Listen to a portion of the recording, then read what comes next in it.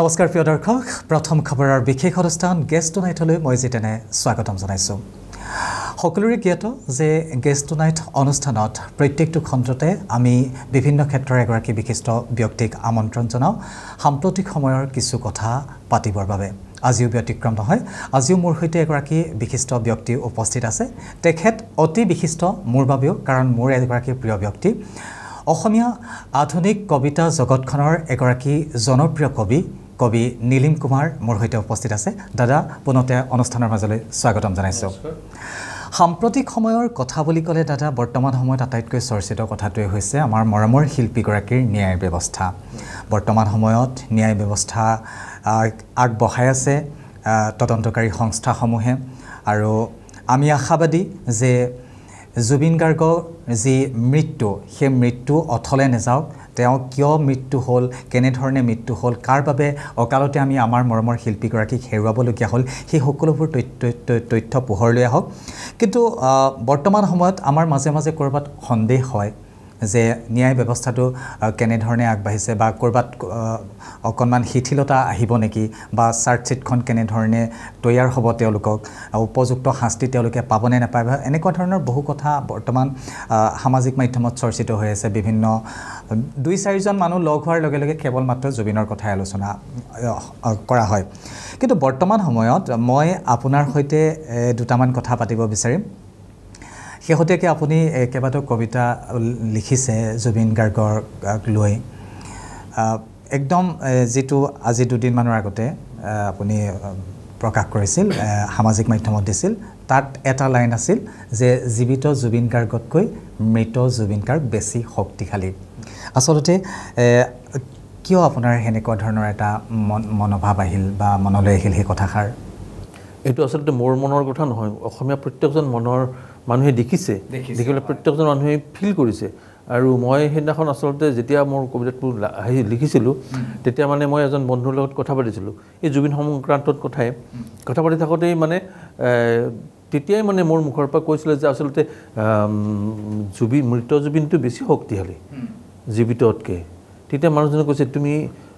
এটা কবিতা লিখি দিয়ক যে মানে মৃত জুবিন বেছি শক্তিশালী জীৱিততকৈ মই তেতিয়াই ভাবিছোঁ লিখিব পাৰি কবিতাটো মই তাৰপিছত মই কবিতাটো লিখি পেলালোঁ তৎক্ষণাত বেছি সময় লগা নাই তৎক্ষণাত লিখি পেলালোঁ কাৰণ আৰু মই যেতিয়া লিখাৰ পিছত মই বিভিন্নজনৰ প্ৰতিক্ৰিয়া দেখিলোঁ সকলোৱে ফিল কৰিছে যে হয় এই কথাটো আমিও ভাবিছিলোঁ আমিও আজি বহুদিন ভাবিছোঁ যে জুবিন ইমান শক্তিশালী বুলি ভবাই নাছিলোঁ এই মৃত হোৱাৰ পিছতহে মানুহে অনুভৱ কৰিছে যে কিমান শক্তিশালী আছিল জুবিন নামৰ আমি নিজেও আমি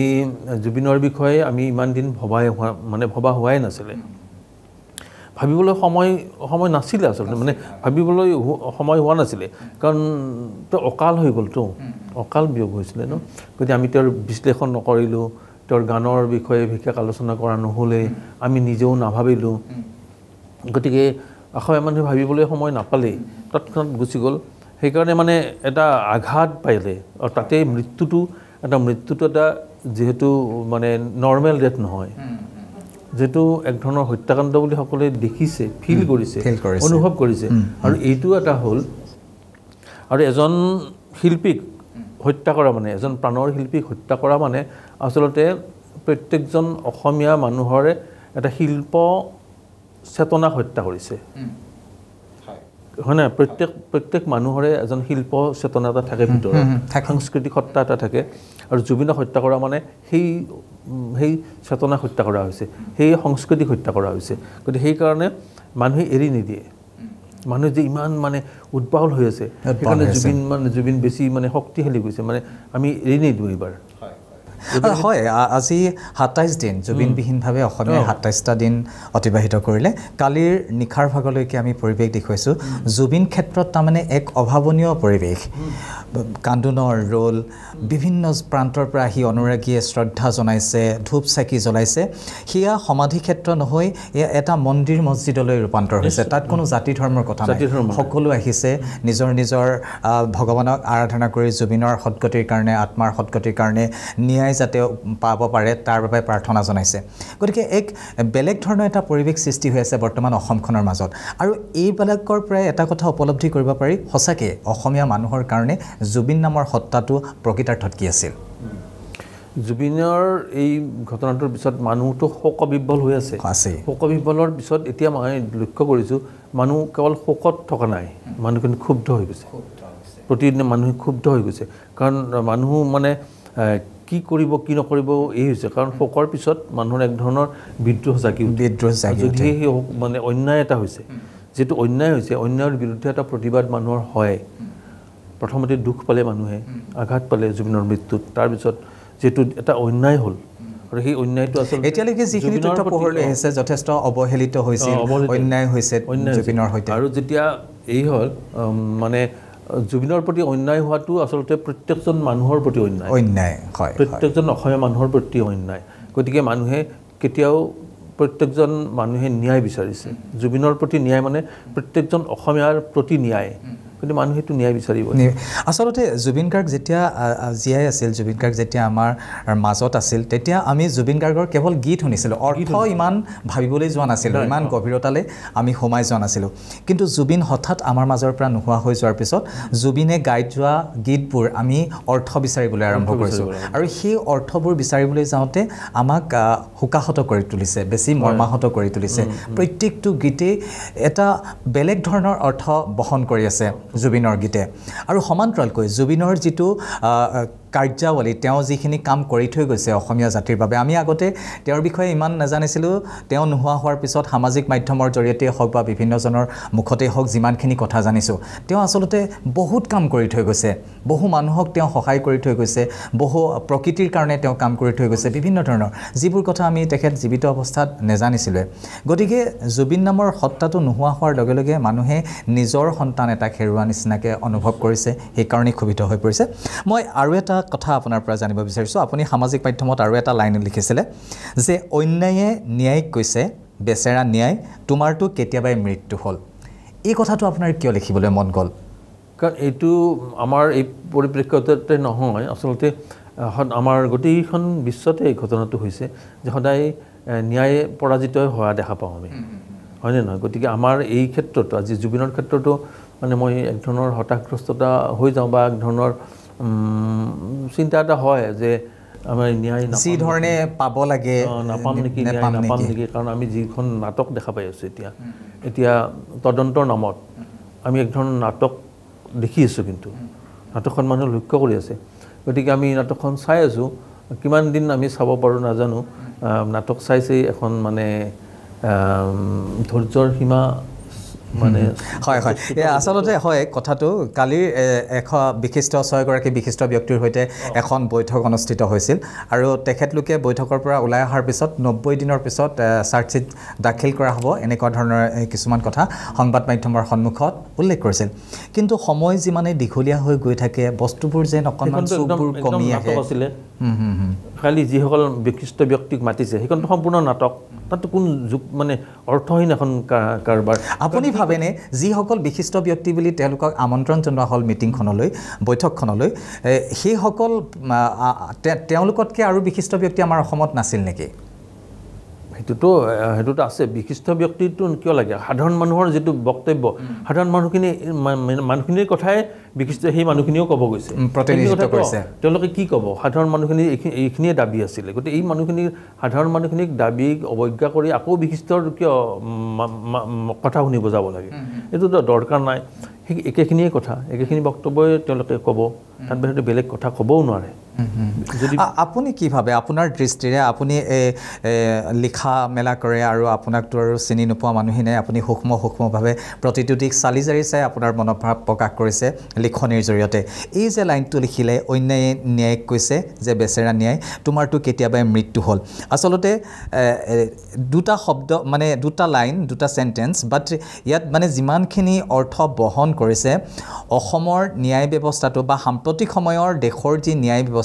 এই ন্যায় ব্যৱস্থাৰ বহুকেইটা কিন্তু দিশ উন্মোচন কৰিছে কাৰণ আমি দেখিছোঁ বিভিন্ন ধৰণৰ আমাৰ ইয়াত ভাৰতৰ বিভিন্ন অপৰাধত বিভিন্ন মানে অপৰাধ কাণ্ডত দেখিছোঁ আমি ন্যায় পোৱা নাই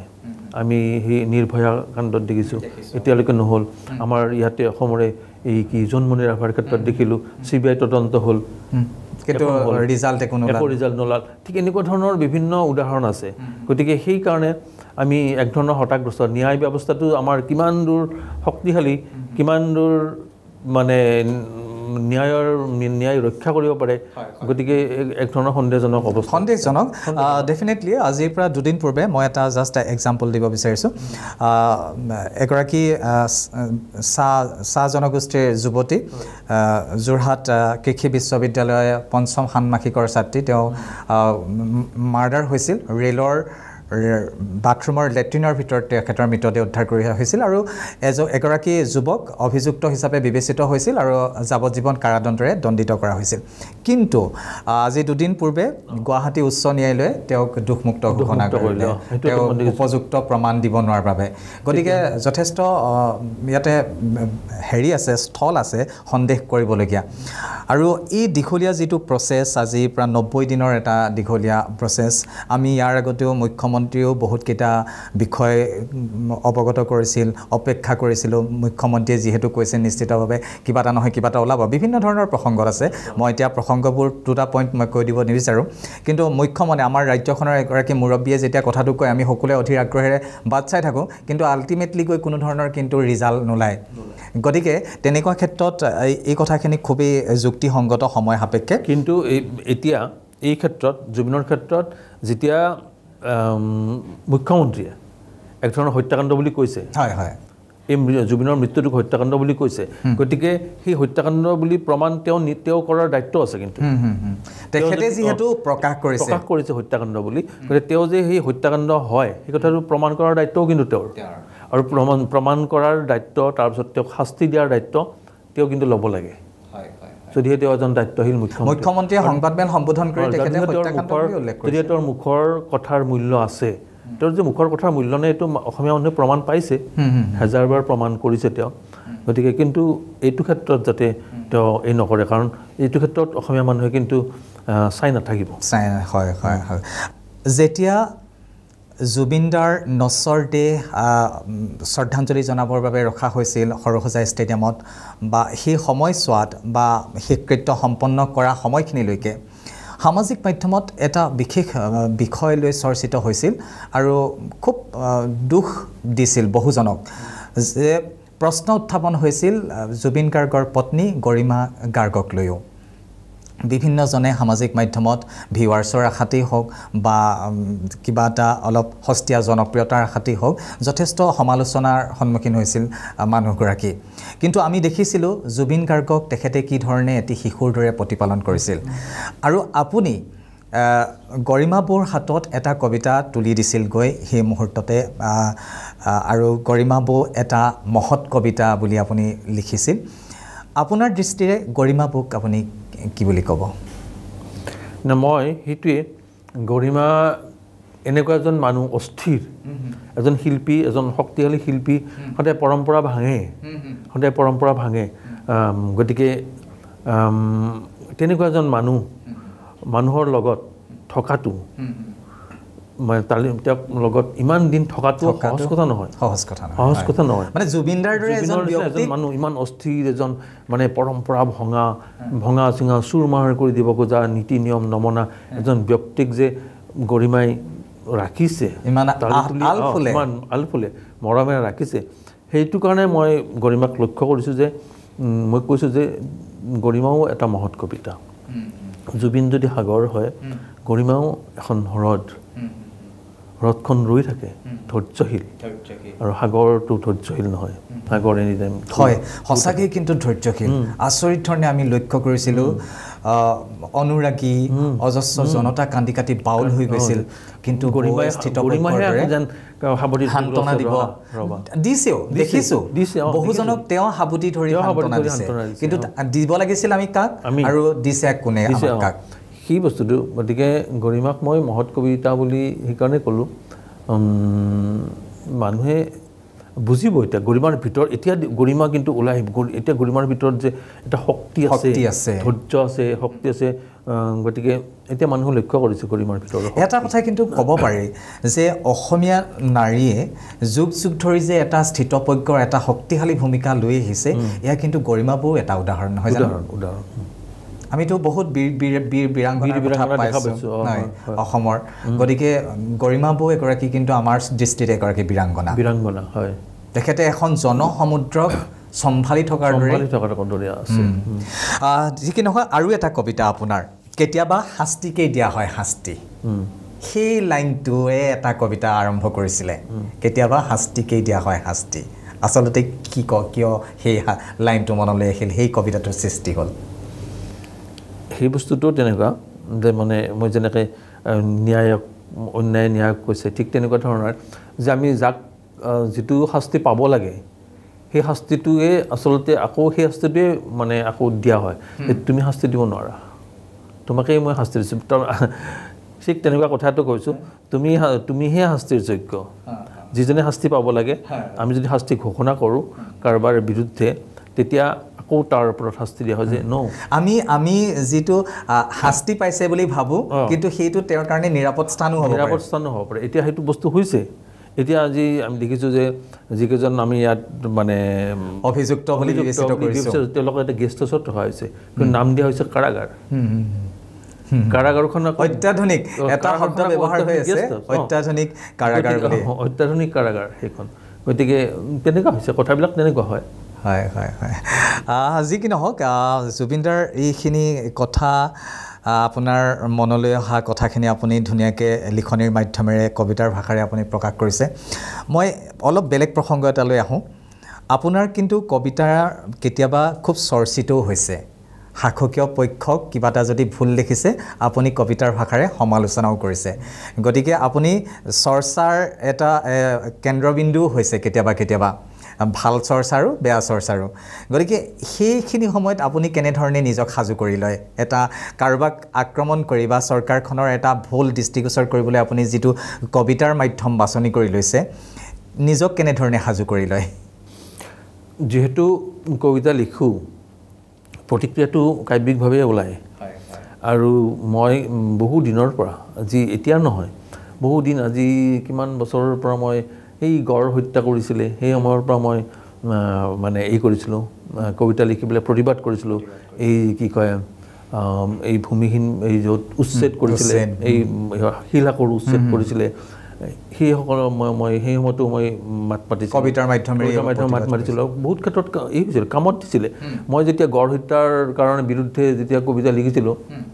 তেতিয়া মই ভাবুকি পাইছিলোঁ মোক মৃত্যুৰ ভাবুকি দিয়া হৈছিলে মই বোলো মৃত্যুৰ ভাবুকি দিছিলে মানে যিসকলে কৰিছিলে হত্যা কৰিছিলে তেওঁলোকৰ পৰা মই মৃত্যুৰ ভাবুকি পাইছোঁ তাৰপিছতো মই বিভিন্ন ঠাইত মৃত্যুৰ ভাবুকি পাইছোঁ আৰু তেতিয়া মই দেখিছোঁ যেতিয়া আচলতে এটা কিছুমান বিষয়ত এটা মানে কবিতাৰ মানে ভাষাটো বেছি শক্তিশালী গদ্যতকৈ কাৰণ গড় হত্যা কৰি পেলাই অজস্ৰ লিখা হৈছে অজস্ৰ প্ৰবন্ধ অজস্ৰ প্ৰতিবাদ কৰা হৈছিলে কিন্তু মোৰ কবিতাটো যেতিয়া শক্তিশালী হৈ উঠিলে সেই কাৰণ মোক ভাবুকি পাই গ'ল লগে লগে ঠিক তেনেকুৱা হয় তাৰপিছত ভয় নালাগেনে যে সেই সময়ত মই ভয় কৰা নাই কাৰণ ভয় কৰিলেতো মই কৈছিলোঁ মই ধুনীয়াকৈ কওঁ যে ঠিক আছে দেখা যাব মৃত্যুটো মানুহৰ একো চিৰন্তন হ'ব আজি মৰা আৰু কালি মৰা একেই কথা হয় নহয় দুদিন আগত দুদিন পিছত একো কথা নাই তেতিয়া সেইটো মই সহজভাৱে যেতিয়া কৰোঁ তেতিয়া তেওঁলোকে মানে অলপ নিৰাশ হৈ যায় ভাবুকি দিয়াসকল নিৰাশ হৈ যায় তাৰপিছত বিভিন্ন প্ৰলোভনো থাকে কিবাকিবি থাকে সেইবিলাক থাকে সেই আন্দোলনৰ সময়তো মই কিবাকিবি কৰিছিলোঁ লিখিছিলোঁ অমিত শ্বাহৰ হুঁচিয়াৰ লিখিছিলোঁ কবিতা গতিকে তেনেকুৱা ধৰণৰ কথা তাৰপিছতো কিবাকিবি কবিতা লিখি আছোঁ এতিয়াও লিখি আছোঁ গতিকে সেই ধৰণৰ ভাবুকি পাওঁ নোপোৱা নহয় যি কি নহওক আমাৰ সময় কম কিন্তু আপোনাৰ লগত মোৰ ইমান কথা পাতিবলগীয়া হৈছিলে এয়াতো মই আজি কেইদিনমানৰ কবিতাক লৈ অকণমান আলোচনা কৰিবলৈ চেষ্টা কৰিলোঁ আমাৰ সময়টো তেনেই কম আধা ঘণ্টীয়া এটা অনুষ্ঠান কিন্তু শেষত মই আপোনাৰ পৰা অকণমান দুটামান কথা জানিবলৈ বিচাৰিম বৰ্তমান সময়ত আমি সকলোৱে অধীৰ অপেক্ষাৰে বাট চাই আছোঁ আমাৰ শিল্পীগৰাকীৰ ন্যায় দিব লাগে সামাজিক মাধ্যমত এটা ডিজিটেল আন্দোলন আৰম্ভ হৈছে #জাষ্টিছ ফৰ জুবিন গাৰ্গ আপুনি কি ধৰণে আশাবাদী আমি সঁচাকৈ পামগৈনে জুবিনদাৰ যিটো অকাল বিয়োগ জুবিনদাক আমি এনেধৰণে হঠাৎ হেৰুৱাবলগীয়া হোৱা এই যিটো আমাৰ লোকচান ৰাজ্যখনৰ বাবে প্ৰতিগৰাকী অসমীয়াৰ বাবে যিটো লোকচান সেই লোকচানৰ বিনিময়ত আমি উপযুক্ত ন্যায় প্ৰদান কৰিবলৈ সক্ষম হ'মগৈনে মোৰতো আশা ভংগ কাৰণ আমি SIT বিশ্বাস কৰিব নোৱাৰি কাৰণ SIT আমি আগতেও দেখিছোঁ SIT যিবোৰ কাণ্ড কাৰখানা দেখিছোঁ কিছুদিন আগতে SIT মানে মুখ্যমন্ত্ৰী কৈছিলে যে আমি SIT মই কৰিছোঁ যে গৌৰৱ গগৈ যে পাকিস্তানৰ যে এই হয় আমি এইটো প্ৰমাণ কৰিম 10 ছেপ্টেম্বৰত আমি তেওঁক মানে এই কৰিম কৰি পেলাই আমি যদি সকলোৱে ভাবিছিলোঁ যে 10 ছেপ্টেম্বৰত কিবা এটা হ'ব গৌৰৱ গগৈ চাগে এই হ'বই অপৰাধী জেলৰ ভিতৰত ভাত খাবই একোডাল নোহোৱা নাই কথাবোৰ তেনেকুৱাহে এই SITৰ কাণ্ড কাৰখানাও আমি তেনেকুৱাহে দেখিছোঁ এই নাটক চাটক দেখা পাই আছোঁ এইখিনি মানুহক ছিংগাপুৰৰ পৰা আনিব পৰা নাই আনতেই ইমান সময় ইমান খেলি মেলি ইমান মানে এইখন নাটক কৰি আছে গতিকে বিশ্বাসযোগ্য নহয় ওকে যোৱাকালি যিখন বিশিষ্ট ব্যক্তিসকলৰ সৈতে বৈঠক অনুষ্ঠিত হৈছিল তেখেতলোকে এটা কথা বিশিষ্ট ব্যক্তিৰ মই জ্যেষ্ঠ অভিনেতা প্ৰাঞ্জল শইকীয়া ছাৰৰ কিছু মন্তব্য শুনিছিলোঁ তেখেতে সংবাদ মাধ্যমৰ সন্মুখত যিটো ভাষ্য প্ৰদান কৰিছিল তেখেতে কৈছিল যে আমি চাৰ্জশ্বিটখন শক্তিশালী হিচাপে যাতে দিব পাৰে সেই সন্দৰ্ভত ব্যৱস্থা কৰিবলৈ আমি আহ্বান জনাইছোঁ বুলি তেওঁলোকে কৈছে কিন্তু কিমান আশাবাদী শক্তিশালী মানে কি ভিতৰৰ শক্তিশালী এনেতো শক্তিশালী বিচাৰিলেতো নহ'ব তথ্য থাকিব লাগিব সেই তথ্যবোৰ তেওঁলোকে দেখুৱাই নে নেদেখুৱাই সেই সঁচাকৈ এই কৰে নে নকৰে তাৰ মাজত কথা আছে আকৌ সেইখন আকৌ কি কৰে তেওঁলোকে যি কি নহওক কিন্তু এটা কথা গোটেইখিনি তথ্য প্ৰমাণ গোটাবলৈ হ'লেতো ছিংগাপুৰলৈ যাবই লাগিব এতিয়াও তেওঁলোকৰ কথা বতৰা চলি আছে বৰ্তমানলৈকে সেই স্থানলৈ য'ত ঘটনাটো ঘটিছিল সেই স্থানৰ কোনো ধৰণৰ পৰ্যবেক্ষণ হোৱা নাই আমাৰ পুলিচ বাহিনী যোৱাই নাই এতিয়ালৈকে এতিয়া আজিৰ দিনটোত SDGP মুন্না প্ৰসাদ গুপ্তাই এটা কথা উল্লেখ কৰিছে যে তেওঁলোকে ছিংগাপুৰৰ ফালৰ পৰা কোন আৰক্ষী যাব তেওঁলোকৰ ডিটেইলছ বিচাৰিছিল আৰু কালিৰ দিনটোত সেইসমূহ ডিটেইলছ তেওঁলোকে প্ৰেৰণ কৰা বুলি উল্লেখ কৰিছে মঙলবাৰৰ দিনটোত গতিকে আমিও আশাবাদী বৰ্তমান সময়ত যে আৰক্ষী যাব ঘটনাস্থলীত গৈ পৰ্যবেক্ষণ কৰিব কিনো ঘটিছিলে আৰু তেওঁলোকে কি তথ্য পাইছে সেইখিনিতো তেওঁলোকে জানে কিন্তু আমি সকলোৱে বিচাৰোঁ প্ৰতিগৰাকী অসমীয়া বিচাৰে প্ৰতিগৰাকী জুবিন অনুৰাগীয়ে বিচাৰে যে শীঘ্ৰে দুখীয়া শাস্তি পাওক উপযুক্ত তথ্য পোহৰলৈ আহক কিয় আমি অকালতে আমাৰ মৰমৰ শিল্পীগৰাকীক হেৰুৱাবলগীয়া হ'ল সেইসমূহ তথ্য পোহৰলৈ আহক মই শেষত আৰু এষাৰ মাত্ৰ আপোনাৰ পৰা জানিব বিচাৰিছোঁ এই যে ডিজিটেল আন্দোলনটো বৰ্তমান সময়ত আৰম্ভ হৈছে ইয়ে কেনেধৰণৰ প্ৰভাৱ পেলাব বুলি আপোনাৰ ধাৰণা নিশ্চয় এই প্ৰভাৱ পেলাইছে মানে ইহৰ প্ৰধানমন্ত্ৰীয়ে ছিংগাপুৰৰ প্ৰধানমন্ত্ৰী ফেচবুক বন্ধ কৰিছে তেওঁৰ প্ৰেছাৰ পৰিছে এই গোটেই প্ৰেছাৰটো থাকিব লাগিব এই গোটেই এটা প্ৰেছাৰ এটা হৈছে নহয় সেই প্ৰেছাৰটো সকলোৰে ওপৰত থাকিব লাগিব এই তদন্তকাৰীৰ ওপৰত থাকিব লাগিব যে ৰাইজক কিন্তু এনেকৈ ৰাইজে কিন্তু নাটক নাচায় ৰাইজৰ সেই প্ৰেছাৰটো আমি এনি টাইম দি থাকিব লাগিব আমাৰ যিসকল তদন্তকাৰী বিষয়াক শাসকবৰ্গক মুখ্যমন্ত্ৰীক আমি দি থাকিব লাগিব যাতে তেওঁলোকে ফালৰি কাটি যাব নোৱাৰে ফালৰি কাটি নাযায় তেওঁলোকে যদি ভাবিছে যে লাহে লাহে এইটো হাম কাটিব দীঘলীয়া হোৱাৰ লগে লগে হাম কাটিব হাম নাকাটে কিন্তু এইটো বৰং বেলেগৰ লগত ভাবিব পৰা গ'লহেঁতেন এইটো হাম নাকাটে এইটো হাম কটাৰ বিষয় নহয় কাৰণ মানুহে জ্বলি উঠিব আৰু এমাহৰ পিছত কিজনী জ্বলি উঠিব 3 মাহ পিছত কিজনী জ্বলি উঠিব কেনেকৈ জ্বলি উঠে কিন্তু মানুহে পাহৰি নাযায় মই ক'ব বিচাৰিছোঁ যে বেলেগৰ লগত হোৱা হ'লে কিজানি হয়তো পাহৰিও গ'লহেঁতেন কিন্তু জুবিন গাৰ্গৰ লগত হোৱা ঘটনা ৰাইজে নাপাহৰে আৰু নৱপ্ৰজন্মৰ মাজত বেলেগ ধৰণে আছিল জুবিন গাৰ্গ গতিকে নৱপ্ৰজন্মৰ যিখিনি এতিয়া সামাজিক মাধ্যমত ছ'চিয়েল মিডিয়াত ডিজিটেল আন্দোলন আৰম্ভ কৰিছে গোটেইখিনি নৱপ্ৰজন্মৰ এইখিনি গতিকে তেওঁলোকে যে এই কথাটো পাহৰি নাযায় কিন্তু সেইটো নিশ্চিত আৰু ন্যায় নোপোৱা পৰ্যন্ত কোনো ক্ষান্ত নাথাকে এয়াও নিশ্চিত যি কি নহওক দাদা আমি অনুষ্ঠান সামৰিব লাগিব আপোনাৰ লগত মোৰ বহুত কথা পাতিবলৈ থাকিল কিন্তু মই পৰৱৰ্তী সময়ত আপোনাৰ লগত কথা পাতিম নিশ্চয় শেষ মুহূৰ্তত দৰ্শকসকলৰ বাবে জুবিন গাৰ্গৰ ন্যায়ৰ সন্দৰ্ভত আপুনি কিবা ক'ব নেকি জুবিন গাৰ্গৰ ন্যায় সম্পৰ্কত ঠিকখিনি ক'ব খুজিছোঁ মানুহৰ প্ৰেছাৰ এই গোটেই মানে চৰকাৰী পক্ষক শাসকবৰ্গক পুলিচ বাহিনীক সেই প্ৰেছাৰটো এনি টাইম থাকিব লাগিব আৰু এই তৰুণ প্ৰজন্মই যিসকল যুৱ প্ৰজন্মই জুবিনক যিসকলে ভাল পায় তেওঁলোকে সচেতন হৈ থাকিব লাগিব সদায় সচেতন হৈ থাকিব লাগিব যাতে মানে এই নহয় তেওঁলোকৰ নিজৰ গাফিলতি কৰিব নোৱাৰে তেওঁলোকে নিজে নিজৰ ভিতৰতো এই জুইকুৰা এই যে জুবিনক হেৰুৱাৰ সেই জুইকুৰা যাতে জ্বলাই ৰাখে অকণো যাতে তাৰ পৰাও তেওঁলোকে এই নহয় এটা কথা কিন্তু নিশ্চিত যে জুবিনদাৰ আপুনি যিটো কবিতা লিখিছিল যে জীৱিত জুবিনতকৈ মৃত জুবিন শক্তিশালী এটা কথা কিন্তু ভালো লাগিছে যে সকলোকে এক কৰি থৈ গ'ল জুবিন দাই সেইটো একদম মানে ধৰ্ম চৰ্ম চব নোহোৱা কৰি ইয়াত মানে কোন হিন্দু মুছলমান হাবি জাবি কোনো ধৰণৰ অহা নাই মানুহ বিচাৰে মানুহ গোটেই একেলগে সিহঁতে এই কৰিছে আৰু মই সেইদিনাখন মোৰ ভাগিন এজন হয় তেওঁ মানে তাত গৈছে এখন মানে মন্দিৰস্থলী মানে পুণ্যস্থলী হৈ পৰিছে এই সমাধি পাৰ্টিকুলাৰ মানে এয়া হিন্দুৰ উপাসনাস্থলী নহয় আৰু এইটো মানে মন্দিৰৰ নিচিনাকৈ মানুহে পইচা দলিয়াইছে এই দলিয়াইছে কিবা মানে মন্দিৰত যেনেকৈ কিবা এটা দিয়ে ঠিক তেনেকৈ ধূপ জ্বলাইছে এই দলিয়াইছে টকা দলিয়াইছে এই কৰিছে গামোচা তিনি ট্ৰাক গামোচা ভৰ্তি হৈছে 3 ট্ৰাক বুলি এটো কোনেও কাকো দিবলৈ দিয়া নাই আৰু এই পইচাবিলাক উৰি আছে বতাহত কোনেও পইচালৈ নিনিও ঠিক কোনেও পইচাৰ পৰা নিয়াও নাই তেনেকৈ উৰি আছে বোলে বতাহত উৰি থাকে নোট দিয়ে হৈছে ৰাইজৰ মৰম এটোত মানে জুবিনৰ প্ৰতি ভক্তি নহয় এই ঈশ্বৰক ভক্তি কৰাৰ নিচিনা কৰা নাই ভাল পোৱা যে ইজনে সিজনক মৰমত দিয়ে নিশ্চয়ত ভাল পোৱা অকৃত্ৰিম এই এনেকুৱা ধৰণৰ অকৃত্ৰিম ভাল পোৱা অসমত আৰু কোনেও পোৱা নাছিল বিৰল আছিল আৰু আমাৰ যে জীৱনকালত এনেকুৱা ধৰণৰ এটা পৰিৱেশ আমি নেদেখিম এনেকুৱা এটা যাদুকৰী কণ্ঠ আমি নাপাম নিশ্চয় হয় যিকি নহওক দাদা আমি অনুষ্ঠান সামৰিব লাগিব ধন্যবাদ জ্ঞাপন কৰিছোঁ আমাৰ অনুষ্ঠানলৈ আহিল বহুখিনি কথা জানিলোঁ কিন্তু মই পৰৱৰ্তী সময়তো আপোনাক অকণমান দীঘলীয়াকৈ লগ পাম বহুত কথা পাতিম আজি অকণমান সীমিত সময়ৰ মাজতে সীমিত কিছু বিষয় লৈ আমি আলোচনা কৰিলোঁ আৰু এয়া আছিল কবি নীলিম কুমাৰ আমি কিছু কথা পাতিবলৈ চেষ্টা কৰিলোঁ আমাৰ সকলোৰে মাত্ৰ এটাই আশা যে বৰ্তমান সময়ত আমাৰ মৰমৰ শিল্পীগৰাকীয়ে ন্যায় পাওক